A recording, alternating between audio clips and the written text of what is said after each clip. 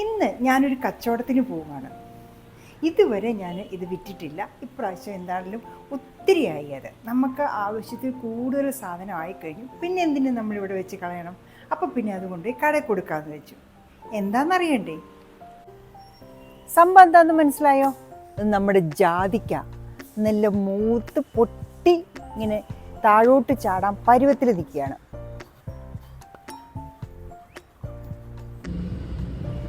എന്നും രാവിലെ ചാർലിയെ കൂട്ടിക്കയറ്റാനായിട്ട് ചെല്ലുമ്പോൾ ഇങ്ങനെ കുറേ ആൾക്കാർ നിലത്ത് വീണ് കിടപ്പുണ്ടാകും.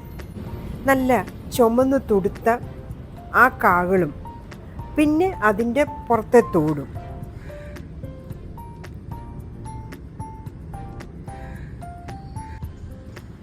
മഴയൊന്നും ഇല്ലാത്ത ദിവസമാണെങ്കിൽ ഇതിങ്ങനെ ടൈലിൽ കിടക്കുന്ന കാണാൻ തന്നെ എന്തൊരു ഭംഗിയാണ്. ഓരോ ദിവസവും കിട്ടുന്നത് നമ്മൾ കൂട്ടി എടുത്ത് സൂക്ഷിച്ചു വെക്കും. ഇന്ന് 2-3 ഒന്നിച്ച് കിട്ടിയപ്പോൾ ഒരു വീഡിയോ എടുക്കാമെന്ന് വെച്ചു. അങ്ങനെ ടേബിളിൻ്റെ മുകളിൽ വെച്ച് ഇച്ചിരി സിനിമാറ്റിക് സ്റ്റൈലിലൊക്കെ എടുത്ത ഒരു വീഡിയോ ആണിത്. ഓരോ ദിവസവും കിട്ടുന്ന ജാതിക്കകൾ നമ്മൾ കൊണ്ടുവന്ന് ഈ മുറത്തിലിടും. മുറത്തിൽ പേപ്പർ വെച്ച് അതിൻ്റെ മുകളിലാണിത് ഉണക്കാനിടുന്നത്. നമ്മുടെ ആവശ്യത്തിൽ കൂടുതലായ പിന്നെ ഇത് വിൽക്കാനല്ലേ പറ്റൂ. അങ്ങാടിക്കടയിൽ കൊണ്ടുപോയി വിൽക്കാൻ പോവാണ്. അങ്ങനെ ഞാൻ ഇതെല്ലാം വാരി ഇന്ന് കൊണ്ടുപോവാണ്.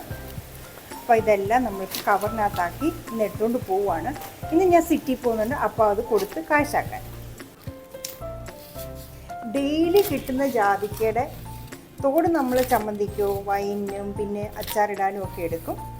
നല്ലതാണ്. ചമ്മന്തി അടച്ചാലും അച്ചാറിട്ടാലും വൈനിട്ടാലും നല്ലതാണ്. പിന്നെ ബാക്കി വരുന്ന കാകൾ ഈ ജാതിപത്രി മാത്രമായിട്ട് എടുക്കാനായിട്ട് നമുക്ക് അങ്ങനെ ഒത്തിരി ഒന്നുമില്ല. അതുകൊണ്ട് കാകൾ നമ്മൾ ഇങ്ങനെ ഉണങ്ങിയെടുക്കും.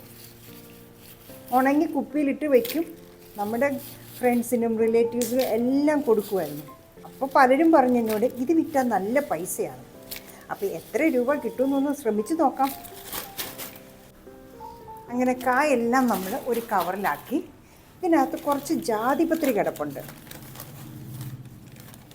അതും നല്ല സാധനമാണ്.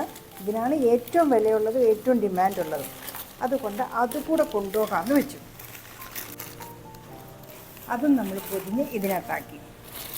ഇനി ഇത് കൊണ്ടുപോയി കൊടുക്കാം. എത്ര രൂപ കിട്ടുമെന്ന് ശ്രമിച്ച് നോക്കാം. ശ്രമിച്ചാലല്ലേ അറിയൂ. ഇതാണ് നമ്മുടെ ജാതി. ഒറ്റ ഒരുത്തിനേ ഉള്ളൂ, പക്ഷേ നിറച്ച് കായ്ക്കും. ഇപ്പോൾ കാകളൊക്കെ ഒന്ന് കെട്ടടങ്ങി നിൽക്കുന്ന സമയമാണ്. ഇത് കുഞ്ഞു ജാതിക്കയാണ്. നമ്മുടെ വീടിൻ്റെ മുൻവശത്തെ മുറ്റത്ത് തന്നെയാണ് ഈ ജാതി നിൽക്കുന്നത്. ഏതാണ്ട് 25 വയസ്സിൽ കൂടുതലുണ്ട് ഈ ജാതി മരത്തിന്.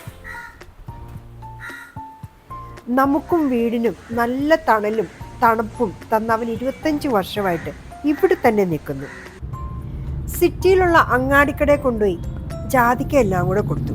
അങ്ങനെ 250 രൂപയും കിട്ടി. പക്ഷേ അവിടെ കൊണ്ടും തീരുന്നില്ല ഞങ്ങളുടെ കച്ചവടം. അവിടെ പല സാധനങ്ങൾ കണ്ടപ്പോൾ എനിക്ക് വാങ്ങണം. കച്ചവടം സക്സസ് ആയി. 250 രൂപയും കിട്ടി. എൻ്റെ കണ്ണുപോയി ഉടക്കിയത് ഇതിലായിരുന്നു. പലരും കണ്ടിട്ടുണ്ടാകും. ഇതിൻ്റെ പേരാണ് പീച്ചിങ്ങ. ഇത് നമ്മൾ തേച്ച് കുളിക്കാൻ ദേഹം തേക്കാനൊക്കെ ഉപയോഗിക്കുന്ന സാധനമാണ്. അങ്ങനെ ഇങ്ങോട്ടവരെനിക്ക് പൈസ തന്നപ്പോൾ ഞാൻ അവർക്ക് അങ്ങോട്ട് പൈസ കൊടുത്ത് ഇതും വാങ്ങിച്ചുകൊണ്ട് പോന്നു.